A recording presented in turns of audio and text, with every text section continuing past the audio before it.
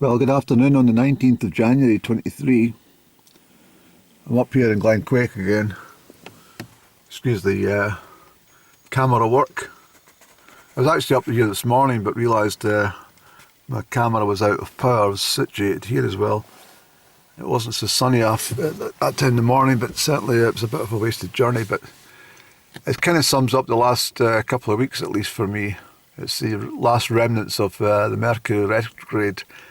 It's finishing shortly, so I've had insurmountable problems, and I don't think they're all come about from my own actions, but certainly some I started to kind of regret. I might come to that. I'll see.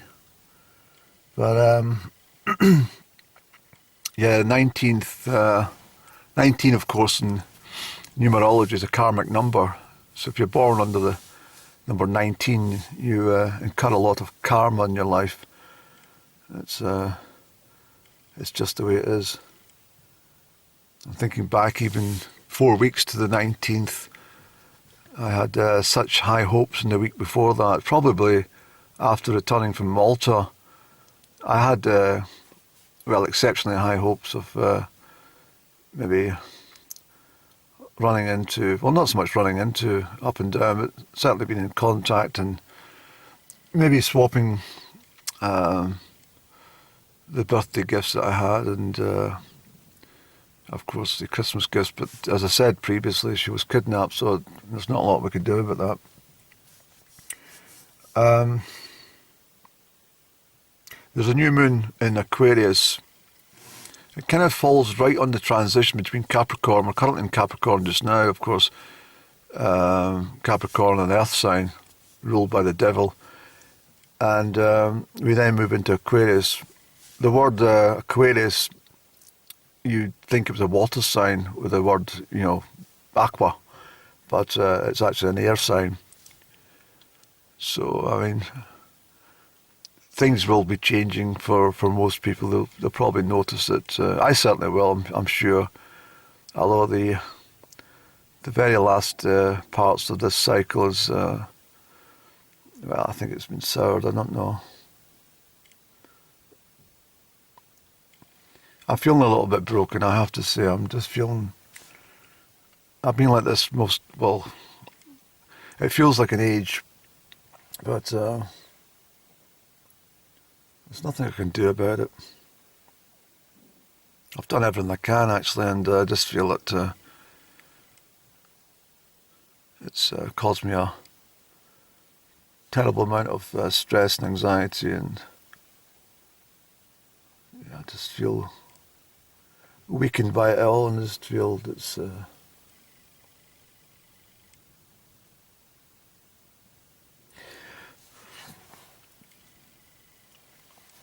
I've probably said everything I need to say on this subject because I've concluded so many hours of footage which I never loaded onto YouTube, but there was so much to be said, both positive and negative, but it's all here and there now.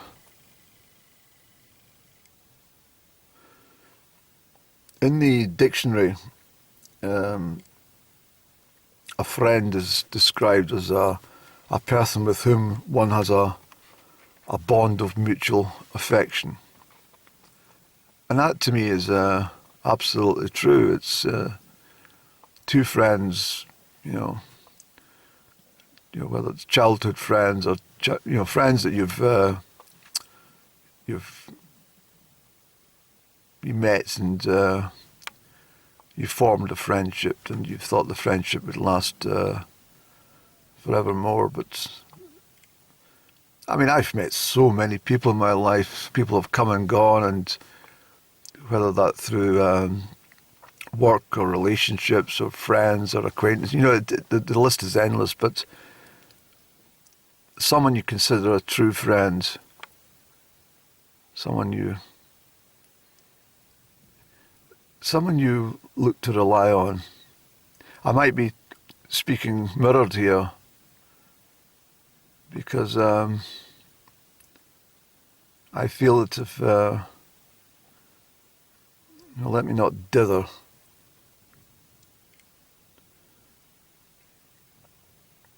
the value of a friendship cannot be described by a single word, and that is for sure. It is naturally formal. It's naturally formed, and it's usually everlasting. I'd like to think so, at least. I don't know many, friends, proper friends, who would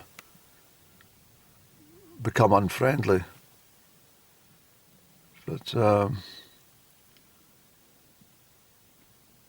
people's lives change, and sometimes they change dramatically, and sometimes we go into different pathways, and we, there's our own journey of discovery, and in that process we lose friends, and we lose touch of old friends. That's all very natural. But when you have a friend which is easily could easily be in communication regularly, but doesn't, it's not really a friend. It's something very diluted has occurred in that type of friendship. I don't know. I think it was Aristotle who, excuse me, cough, cough. It was Aristotle, I think, who declared that friendship is a single soul dwelling in two bodies. It is the most unselfish of all loves, for it seeks only the happiness and good of the other. And truly, I think that, I mean, I certainly think it from my position. I've always felt, I may as well just tell you, I'm talking about up and down, as if you hadn't guessed. As if you hadn't guessed, eh? I care for up and down hugely. She doesn't care for me. Well, I think she does, but she doesn't want to tell me that. I think she cares for me in her own way, but she's not, she's a different makeup from me.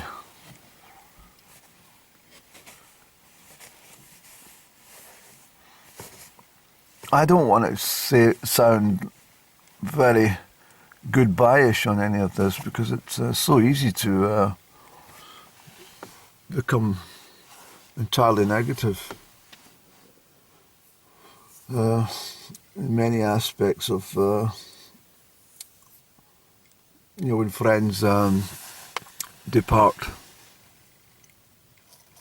We never had any finality on any of our previous departures. Well, when I go back 10 years, it's more than that now. Goodness me, I can't believe it. It's actually 11 years in March was a final goodbye. And it was absolutely unbearable, for me at least. It was, but the circumstances on that particular divide had there were special circumstances attached to it, and as a result, I parted honourably, despite the pain that I went through for. Well, I've almost 5 years of carrying. Well, I never actually gave it up. It was always with me. The departure we had in 2004 was probably the worst of all. I think it was. I think it was.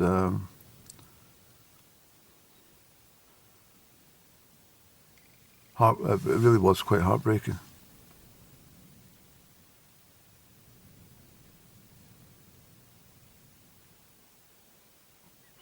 I think it was the the last proper chance we had to make a go of things. Although we met up and we had some good times. Never as many as we should have. We denied ourselves all the good times. Of course, I don't know, it's...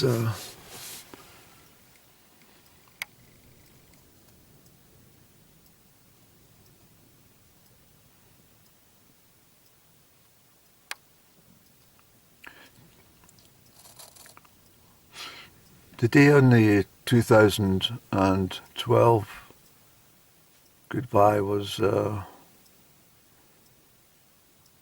I never felt that way about any situation in my entire life. It was so destructive. It was very, for me at least, and I found it so difficult to cope.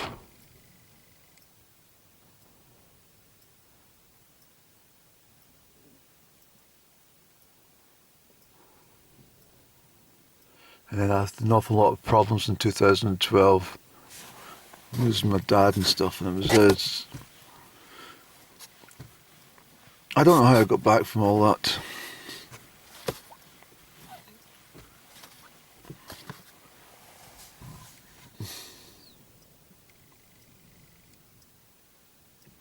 Wasn't it, I think a lot of people think it was Captain Scott and the Antarctic expedition. I think Shackleton had been there, but Scott's expedition. But I think it was actually a chap called Captain Oates or something, and Lawrence Oates, Captain Lawrence Oates. And I think it was him that was the one who had decided that he'd had enough. He was going to depart from the company. I think his famous words was, "I am just going outside, and maybe sometime." Of course, he walked into the blizzard in that Antarctic conditions. It would have been awful. It wouldn't have taken much to kill him, but he'd obviously made a decision that conditions were so miserable for him, he preferred just to leave the situation entirely by a very peculiar method of suicide.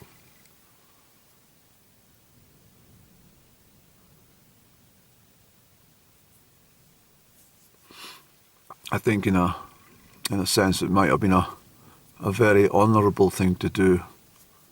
I think perhaps blowing his brains out in front of company might not have been the nicest thing for his comrades on that expedition.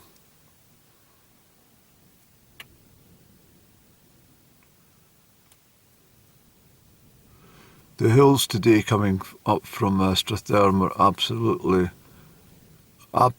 beautiful, astonishingly beautiful. Just the way the sun got them today, every crevice, the deep snows and down to about 2,000 feet or less actually, 1,800 feet.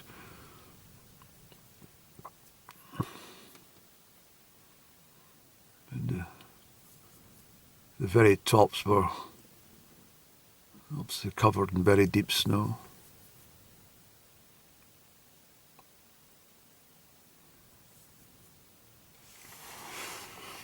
I'm lost today. I'm lost at all. I'm completely... I feel completely powerless.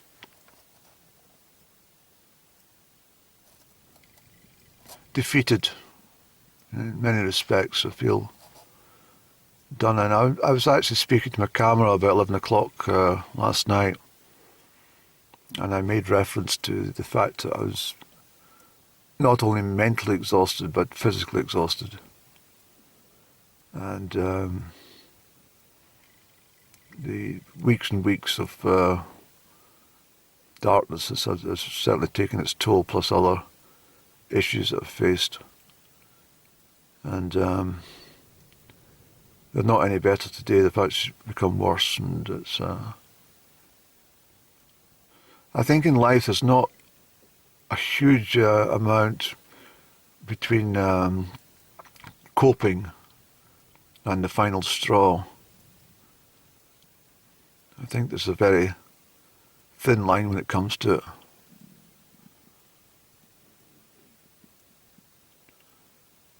I feel quite weak, but not overly so, if you understand.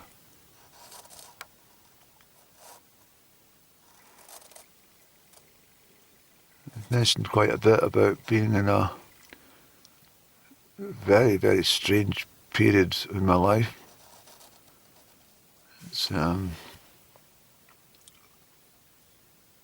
It's completely empty, apart from the riches of the landscape. It is a really odd time I've had. If I think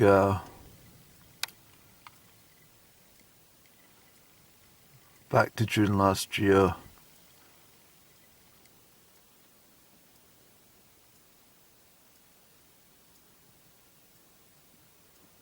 although I can't say entirely that that's the problem, because, or at least I felt I was in a position to overcome the problem, but it's very clear that I'm not coping. It's very clear indeed.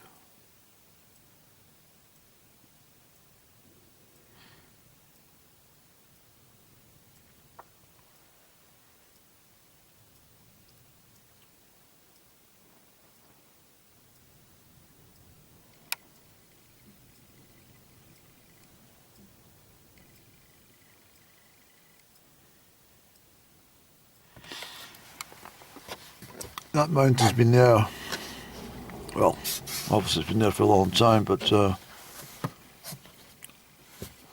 when I was 13 years of age, I climbed it.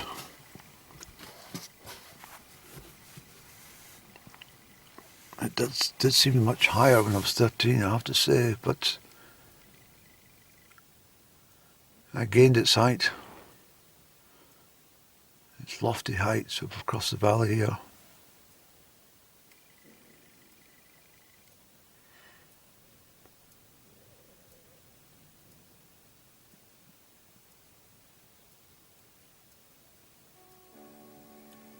I've not been able to get on the mountains. And, I'm rather frightened that I go in the mountains and I'm overcome by some emotion. And I just sit down and let the elements take control.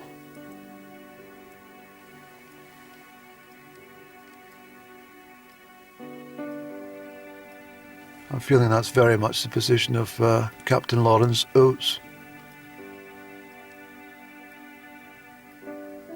He decided that he would remove himself from the company and allow the elements to take charge.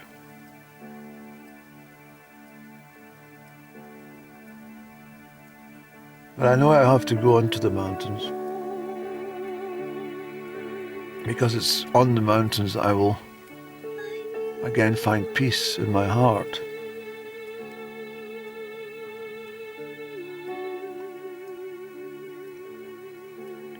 It's on the the very high mountains where one can just reach out and touch the cloud. These are the best mountains for recovery. And you view down into all the valley and everything happening below.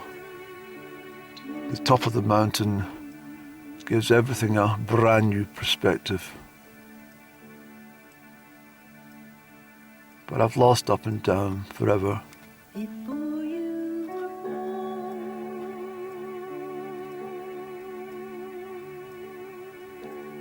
She knows that I still care for her deeply.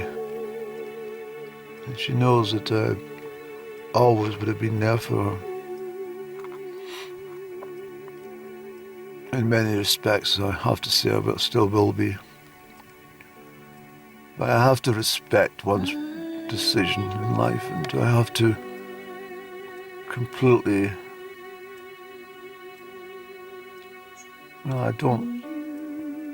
I just cannot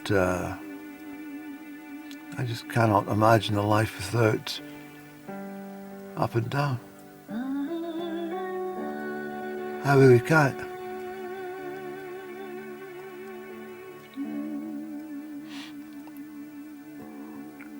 I can imagine a life without many people. But I just can't imagine life without up and down.